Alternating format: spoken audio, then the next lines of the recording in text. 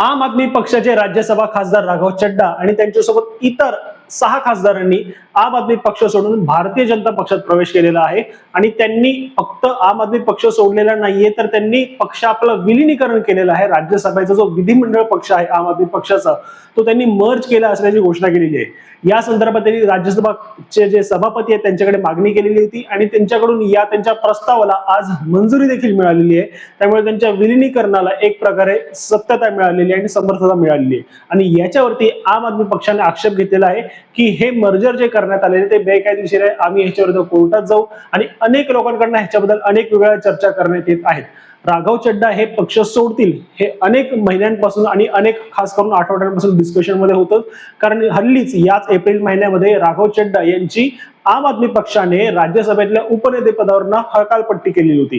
त्याच्या मागे त्यांनी वेगवेगळी कारणं दिलेली होती की आम आदमी पक्षाच्या भूमिका ते मांडत नाहीयेत किंवा आम आदमी पक्षाच्या भूमिकाशी प्रतारणा करण्याच्या भूमिका मांडतायत, सत्ताधाऱ्यांवर टीका करत नाही. इतर वेगवेगळी कारणं आम आदमी पक्षाने त्यावेळी दिली आणि राघव चड्डा यांची त्या पदावरनं उचलबांगडी केली. पण त्यांच्या जागी ज्या व्यक्तीची या पदावरती निवड करण्यात आलेली होती आम आदमी पक्षाकडनं, ते म्हणजे अशोक मित्तल यांनी सुद्धा राघव चड्डा यांच्यासोबत पक्ष सोडलेला आहे.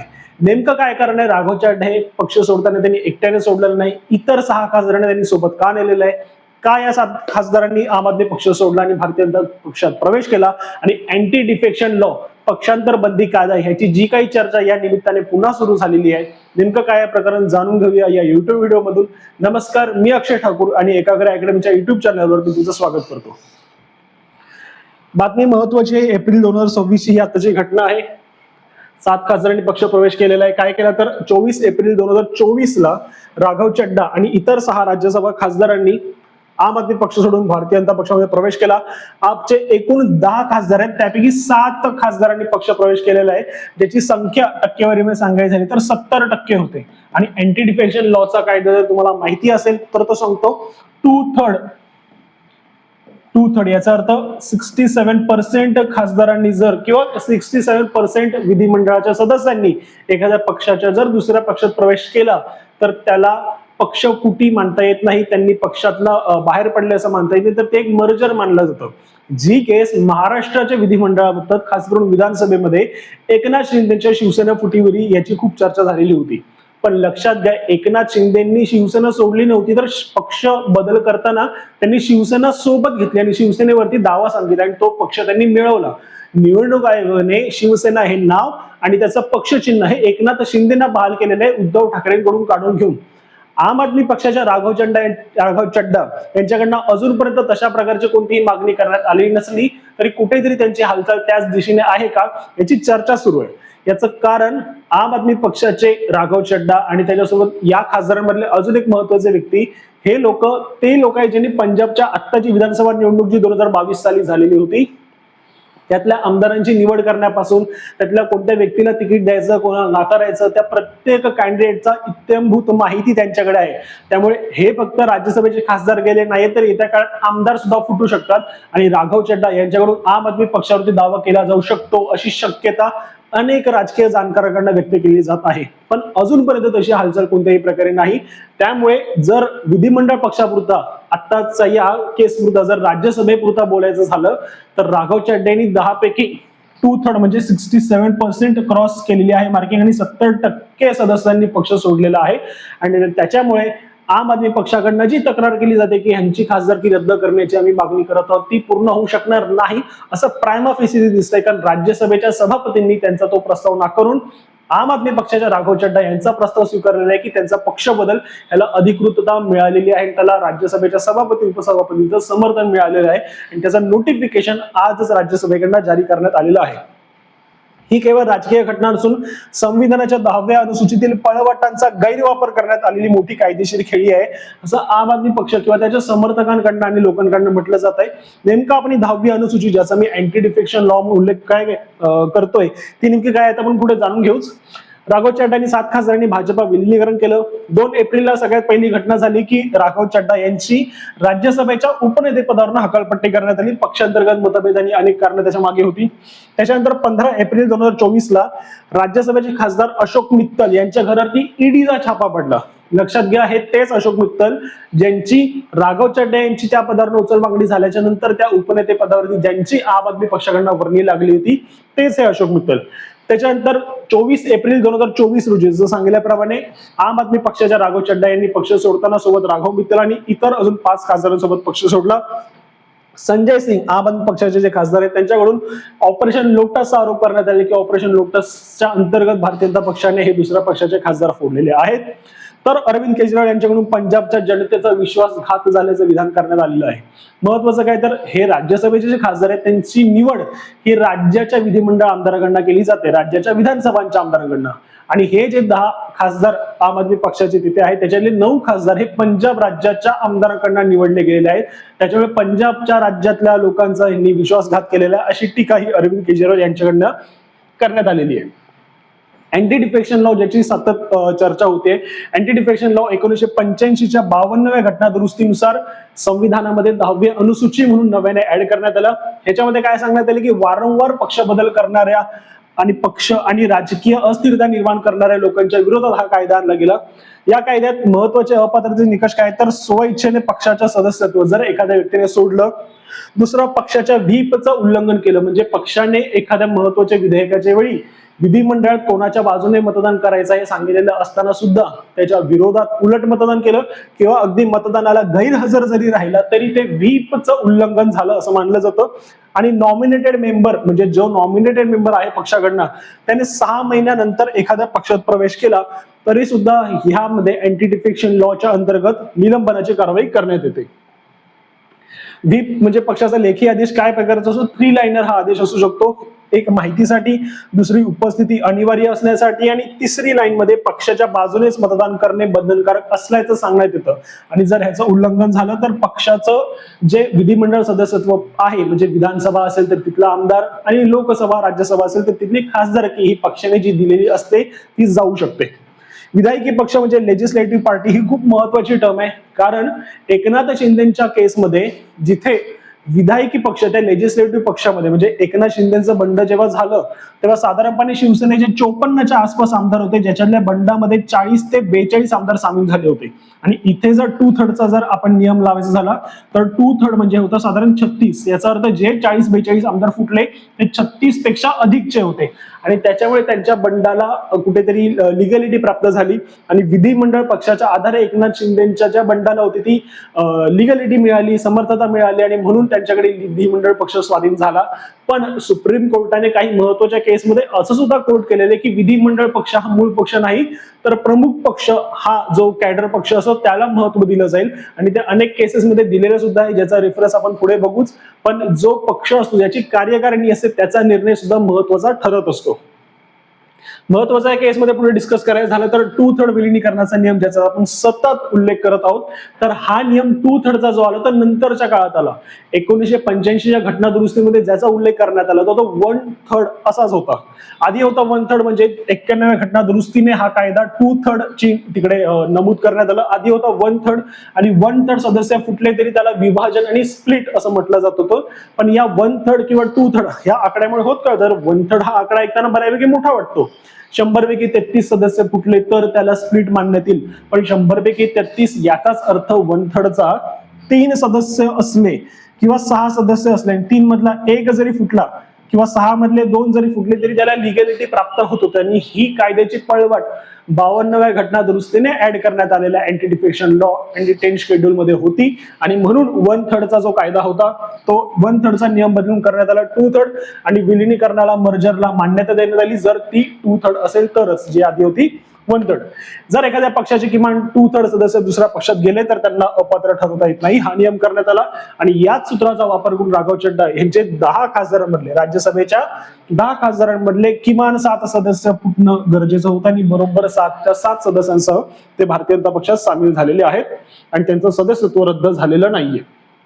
राजकीय कारण काय आहेत? चड्डा यांनी आम आदमी पक्षात वाढलेला भ्रष्टाचार आणि इतर संदूसाधू व्यक्तींच्या हाती गेलेला पक्ष आणि त्यांच्याकडनं केलेलं जर राजकारण याचा आक्षेप घेतला तर पंजाबमध्ये भारतीय जनता पक्षासाठी पंजाब हा आतापर्यंत अभेद्य गड राहिलेला आहे. तिकडे ती लोकांना सत्ता अजूनपर्यंत काबीज करता आलेली नाहीये आणि त्याच राजकारणाचा भाग म्हणून राघव चड्डांसारखे तरुण आणि अभ्यासू चेहऱ्याचा वापर हे पंजाबच्या आगामी विधानसभा निवडणुकांसाठी भारतीय जनता पक्षाकडनं केला जाईल असं विरोधकांचं म्हणणं आहे, असं राजकीय जाणकारांचं म्हणणं आहे. अशोक मित्तल हे जे उपनेते झाले होते राघव चड्डांच्या जागी, त्यांनी सुद्धा काही दिवसांमध्ये इतकं महत्वाचं पद मिळालेलं असताना पक्ष बदलला आणि दुसऱ्या पक्षात गेले. त्याच्यामुळे त्याच्याबद्दल सुद्धा खूप मोठ्या चर्चा रंगवण्यात आलेल्या आहेत विरोधकांकडनं. कारण अगदी ह्यांनी उपनेते झाल्याच ह्यांच्यावरती ईडीची धाड पडली आणि त्याच्यामुळे कुठेतरी या गोष्टीचा याची संबंध आहे का असा अनेकांकडनं आरोप करण्यात येतोय. महत्वाची गोष्ट आपण बघू, सतत हा जो 52वी घटना दुरुस्ती करण्यात आली आणि आता सुद्धा पक्ष बदल करण्यात आला आणि ह्याच्या आधी सुद्धा जेवढे पक्ष बदल झाले तर प्रत्येक वेळी एक उल्लेख कायम करण्यात येतो, तो म्हणजे आयाराम गयाराम. आयाराम गयाराम हा शब्द अनेक वेळा तुम्ही ऐकला असेल. तर ही कोणतीही काल्पनिक टर्म नाहीये, तर ही टर्म एका व्यक्तीवेळी निर्माण झाली. त्या व्यक्तीचा फोटो तुम्ही स्क्रीनवर बघताय, ज्यांचं नाव आहे गयाराम. हरियाणामधले आमदार होते गयाराम नावाचे. हे 1967च्या निवडणुकीनंतर ही टर्म जास्त करून फेमस झाली. पण त्याच सुमारास आयाराम गयाराम ही टर्म ज्यांच्यावेळी निर्माण झाली ते गयालाल. याचं कारण, ह्यांच्यावर निर्माण होण्याचं कारण म्हणजे ह्या गयालाल यांनी त्या निवडणुकीच्या सुमारास एकाच दिवसात 3 पक्ष बदललेले होते. लक्षात घ्या, पूर्ण राजकीय कारकिर्दीत किंवा एका वर्षात एका महिन्यात म्हणत नाहीये, तर एका दिवसात या व्यक्तीने 3 पक्ष बदललेले होते. म्हणजे सकाळी एका पक्षात, दुपारी एका पक्षात, नंतर चांगली ऑफर आली म्हणून संध्याकाळपर्यंत एका पक्षात, असा प्रकार करण्यात आला होता. आणि म्हणून आयाराम गयाराम ही टर्म जी निर्माण झाली ती ही माननीय गयालाल या एका आमदारामुळे. हरियाणातले हे आमदार होते आणि यांच्यामुळे ही आयाराम गयाराम ही टर्म निर्माण झाली, जी आपण सतत आता ऐकत असतो. आता ज्याचा उल्लेख होतोय 52वी घटना दुरुस्ती, 1985 ची घटना दुरुस्ती, अँटी डिफेक्शन लॉ, पक्षांतर बंदी कायदा, 10th schedule of Indian constitution, त्याच्याबद्दल अगदी डिटेलमध्ये जाणून घेऊ आपण. पक्षांतराच्या समस्येला आळा घालण्यासाठी राजीव गांधी सरकारने 1985 मध्ये 52वी घटना दुरुस्ती आणली होती आणि संविधानात 10th शेड्यूल ऍड करण्यात आला. लक्षात घ्या, 1985 ला ऍड करण्यात आला, पण 60 ते 70च्या दशकात म्हणजे 1960 ते 1970च्या काळापासूनच याची मागणी तेव्हाच्या विरोधकांकडनं करण्यात येत होती. कारण असं होतं की अनेक पक्षांमध्ये म्हणजे अनेक छोट्या स्थानिक पक्षांमध्ये लोक राजकारणाला सुरुवात करून आमदार खासदार होऊन नंतर तेव्हाच्या देशभर सत्ताधारी असणारं काँग्रेस सरकार मजबूत पक्षामध्ये प्रवेश करत होते आणि या छोट्या पक्षाचा वापर एखाद्या शिडीसारखा किंवा स्वतःसाठी वापर करून घेत होते. आणि म्हणून त्या छोट्या स्थानिक प्रादेशिक पक्षांची आणि इतर सर्व प्रमुख पक्षांची काँग्रेसच्या सरकारकडे तेव्हा मागणी होती की अशा प्रकारचा कायदा आणणं गरजेचं आहे. पण तेव्हा काँग्रेसच्या काळात या मागणीकडे विशेष लक्ष दिलं गेलं नाही. पण नंतर जेव्हा 75, 77 ते 80चा काळ जेव्हा आला, जेव्हा काँग्रेसची सत्ता देशभरातून गडगडायला लागली, इतर अनेक राज्यांमधून ती गेली, तेव्हा काँग्रेसला या मागणीचं सिरियसनेस कळलं की अशा प्रकारचा कायदा या देशात असणं गरजेचं आहे, जेणेकरून प्रत्येक पक्षाला, स्वतःच्या प्रत्येक राजकीय पक्षाला स्वतःचं महत्व टिकून ठेवण्यासाठी आणि अभेद्यपणा राखण्यासाठी ही तरतूद गरजेची असेल. आणि म्हणून असा कायदा आणला गेला, जो नंतर राजीव गांधी यांच्या काळात, काँग्रेसच्या सरकारच्या काळात आणला गेला. 1985 ला. पुन्हा सांगतोय 52वी घटना दुरुस्ती 1985. काय सांगण्यात आली इथली अपात्रतेची कारण? तर जर सदस्याने स्वतःहून आपल्या राजकीय पक्षाचा राजीनामा दिला. 1. क्रमांक 2, जर सदस्याने सभागृहात आपल्या पक्षाच्या व्हीप विरुद्ध मतदान केलं किंवा मतदानाला गैरहजर राहिला तरी सुद्धा. निर्णय प्रक्रिया काय या संदर्भात? तर अपात्रतेचा निर्णय देण्याचा सर्वस्वी अधिकार हा सभागृहाच्या सभापतींना, त्या सभागृहाचे जे प्रमुख असतात म्हणजे राज्यसभा असेल किंवा विधान परिषद असेल तर सभापतींना, आणि जर लोकसभा किंवा विधानसभा असेल तर तिथल्या अध्यक्षांना, ह्यांना हा अधिकार देण्यात आलेला आहे. मूळ अपवाद काय? तर त्यावेळी पक्षाच्या 1/3 सदस्यांनी पक्ष सोडला तर त्याला विभाजन म्हणजे स्प्लिट मानला जातोय, त्यांच्यावरती कारवाई होत नसते. पण मगाशी सांगितल्याप्रमाणे जिकडे संख्याच छोटी असेल 5 आणि 6 सदस्यांची, तिकडे 1 आणि 2 फुटले तरी सुद्धा ती स्प्लिट मानली जात होती आणि याचा खूप गैरवापर नंतरच्या काळात होऊ लागला होता. म्हणून करण्यात आली 91वी घटना दुरुस्ती 2003. अटल बिहारी वाजपेयी यांचं सरकार त्या काळात होतं आणि या सरकारने या कायद्यामध्ये महत्वाचे बदल केले. 1/3 विभाजनाचा नियम रद्द करून तो 2/3 वरती नेण्यात आला आणि विलीन होण्याचा निर्णय घेतल्यास त्यांना अपात्रतेपासून संरक्षण मिळते. मंत्रिपदावरती बंदी घालण्यात आली की पक्षांतर करणाऱ्या सदस्याला जोपर्यंत तो पुन्हा नव्याने त्या पदावरती निवडून येत नाही, म्हणजे आमदार खासदार जरी 2/3 तिकडे गेले तरी सुद्धा ते जोपर्यंत पुन्हा निवडून येत नाही त्याच पदावरती, तोपर्यंत त्यांना मंत्रीपद किंवा कोणतेही अधिन लाभाचे पद घेता येत नाही. हे 91व्या घटना दुरुस्तीने 2003 साली आणलेल्या बदलाने सिद्ध करण्यात आले. महत्वाचे कोर्ट निर्णय त्यांचा मी तुम्हाला मगाशी सांगितलं की महत्वाचे कोर्ट प्रकरण या संदर्भात झाली, न्यायालयीन प्रकरणं झाली. त्या प्रकरणामध्ये कोर्टाने वेळोवेळी दिलेले निकाल यांचा रेफरन्स सुद्धा महत्वाचा असेल. तर सर्वात महत्वाचा आहे किहोटो होल्होन वर्सेस झालचिहू 1992 प्रकरण. याच्यामध्ये सभापतींचा निर्णय अंतिम असला तरी त्यावर ज्युडिशियल रिव्ह्यू होऊ शकतो आणि सभापती हे फक्त त्या ठिकाणी ट्रायब्युनल म्हणून काम करतात, त्यांचा निर्णय अंतिम राहणार नाही, याच्यावरती कोर्ट निर्णय घेऊ शकतं. हे सांगण्यात आलं 1992च्या किहोटो होल्होन प्रकरणामध्ये. त्यानंतर आलं 1994चा Ravi Naik versus union of India. या केसमध्ये सदस्याने लेखी राजीनामा दिला नसला तरी त्याच्या वर्तणुकीवरून त्याने पक्ष सोडला असे मानले जाऊ शकते. वर्तणूक म्हणजे कोणत्या प्रकारची, तर एका पक्षाचा सदस्य असणारा व्यक्ती जर दुसऱ्या पक्षाच्या व्यासपीठावर दिसला, दुसऱ्या पक्षाच्या कार्यक्रमांवर तो जाऊ लागला, दुसऱ्या पक्षाच्या कार्यक्रमांमध्ये त्याने सहभाग घेतला आणि त्याच्या ध्येय धोरणांमध्ये तर तो सक्रिय झाला, याचा अर्थ जरी त्याने लेखी राजीनामा दिला नसला तरी सुद्धा तो दुसऱ्या पक्षाचा भाग झाला आहे असं मानलं जाऊ शकतं, असं या Ravi Naik versus union of India केसमध्ये सांगण्यात आलं. त्यानंतर 2020 साली केशव मेघचंद्र सिंग वर्सेस मणिपूरचे जे सभापती होते त्यांच्या विरुद्ध सभापतींनी अपात्रतेच्या अर्जावर 3 महिन्याच्या आत निर्णय घेणे आवश्यक आहे असं सांगण्यात आलं. कारण अनेक वेळा या प्रकरणामध्ये जे सभापती असते किंवा त्या सभागृहाचे अध्यक्ष होते त्यांच्याकडनं ह्या प्रकरणांची सुनावणी ही कायम प्रलंबित ठेवून पुढे टाळली जायची. होत काय होतं की त्याच्यामुळे 5 वर्षांचाच नेमका कार्यकाळ असतो आणि त्याच कार्यकाळ संपून हे प्रकरण तिथपर्यंत लांबवलं जायचं, जेणेकरून त्या व्यक्तीला अपात्र करण्याची पाळी ह्या व्यक्तीवरती येऊ नये असे अनेक पळवाट आहेत त्या काळात काढल्या जात होता. आणि म्हणून आता त्याच्यावरती 2020च्या केसमध्ये सांगण्यात आले की सभापतींनी किंवा अध्यक्षांनी 3 महिन्याच्या आत निर्णय घेणे बंधनकारक आहे. पण अशाच प्रकारची पळवाट अजूनही न्यायालयीन प्रकरणामध्ये आहे. कारण जे प्रकरण आपण शिवसेनेचं डिस्कस केलं, एकनाथ शिंदेची जी केस होती डिस्कस केली, त्याच्यामध्ये निवडणूक आयोगाने तर निकाल दिला किंवा विधानसभा अध्यक्षांनी सुद्धा वेळेत निकाल दिला, पण या प्रकरणात सुप्रीम कोर्टामध्ये मात्र अजूनही हे प्रकरण रखडलेलं आहे. आणि तेच केस आहे पुढची 2023ची Subhash Desai versus governor of Maharashtra. Subhash Desai versus governor of Maharashtra या केसमध्ये जी केस दाखल झाली ती एकनाथ शिंदेच्या विरुद्ध झालेली केस. विधायकी पक्ष म्हणजे लेजिस्लेटिव्ह पार्टी आणि मूळ पक्ष ओरिजिनल पार्टी यात फरक असतो आणि व्हीप कोण नेमणार हे मूळ पक्ष ठरवतो, हे सांगण्यात आलं. या केसच्या प्रकरणामध्ये सुप्रीम कोर्टाकडनं हे कोर्ट करण्यात आलं. अजूनही या प्रकरणाचा निकाल हा स्पष्टपणे कोर्टाकडनं आलेला नाही, त्याच्यामुळे अनेक मतमतांतर आहेत की नेमका निकाल काय लागेल. बरं, राघव चड्डा केस आणि एकनाथ शिंदे केस दोन्हींना एकसारखं मानता येणार नाही, कारण एकनाथ शिंदे यांनी पक्षावरती दावा केला होता, राघव चड्डा यांनी अजूनपर्यंत तरी मूळ पक्षावरती दावा केलेला नाही. त्यामुळे राघव चड्डा यांचं प्रकरण नेमकं आता पुढे कोणत्या दिशेला वळण घेत आहे, कारण येत्या वर्षी 2027ला आता पंजाबची विधानसभा निवडणूक असणार आहे, गुजरातची सुद्धा निवडणूक निकाल असणार आहे, विधानसभा निवडणूक असणार आहे. आणि या पंजाब आणि गुजरात या दोन्ही राज्यांमध्ये आम आदमी पक्षाची चांगली मजबूत सत्ता आहे आणि चांगली तिकडे संख्याबळ आहे, त्यांचे वोटर सुद्धा मोठ्या संख्येने आहेत. आणि त्यामुळे या दोन्ही राज्यांमध्ये फटका बसण्यासाठी या राजकारणाचा कुठेतरी वापर झालेला आहे. आणि येत्या काळात ही विधानसभा निवडणूक जशी जवळ येईल तसं अजून राजकारण काय रंगते आणि पुढे काय होईल नक्कीच बघणं उत्सुकतेचं असेल. त्यामुळे या प्रकरणात पुढे काय होईल ते आपण बघूच. 2026 मध्ये सध्याचा पेच काय, तर 2/3 सदस्य दुसऱ्या पक्षात गेले तरी मूळ राजकीय पक्ष हा विलिनीकरण झाला आहे हे मानलं जाऊ शकतं का, हा प्रश्न सर्वोच्च न्यायालयात प्रलंबित आहे. कारण एकनाथ शिंदेच्या केसचा अजूनपर्यंत निकाल आलेला नाही, तिथे त्या प्रकरणात अजूनही तारखेवर तारीख मिळते आहे. सभापतीची भूमिका, कारण सभापती आपण जरी किती म्हटलं की सभापती किंवा सभागृहाचे अध्यक्ष यांनी निष्पक्षपातीपणे निर्णय घेतला पाहिजे, निष्पक्षपणे निर्णय घेतला पाहिजे, पण सभापती किंवा अध्यक्ष हे सत्ताधारी गटातनच निवडून आलेले असतात, त्याच पक्षाचे ते आमदार किंवा त्याच पक्षाचे ते खासदार असतात. त्यामुळे ते निष्पक्षपणे निर्णय देतील ह्याच्याबद्दल तर अनेकदा साशंकता असतेच आणि त्याच्यामुळे त्यांच्यावर कायम टीका केली जाते. त्यामुळे सभापती कितीशी निष्पक्षपणे निर्णय देतील किंवा ते जे काही निर्णय देतील तो घेण्यास विलंब लावतात असा आरोप सुद्धा त्यांच्यावरती अनेक वेळा केला जातो. 2026 मधली आताची मागणी काय आहे, तर अनेक घटनातज्ञांनी ज्यांनी संविधानाचा अभ्यास आहे अशा व्यक्तींकडनं मागणी केली जाते की अपात्रतेचा निर्णय घेण्याचा अधिकार हा सभापती किंवा त्या सभागृहाच्या अध्यक्षांना न देता निवडणूक आयोगाला घेऊ दिला पाहिजे. पण लक्षात घ्या, निवडणूक आयोगाने सुद्धा एकनाथ शिंदेच्या प्रकरणात निकाल दिला, त्याच्यावरती पुन्हा शिवसेना उद्धव ठाकरे गटाकडनं टीका करण्यात आलीच होती की निवडणूक आयोगाने याच्यात पक्षपातीपणा केला, निवडणूक आयोग सरकारच्या दावणीला मांडलेला आहे, निवडणूक आयोग त्यांच्याच मर्जीने काम करतोय.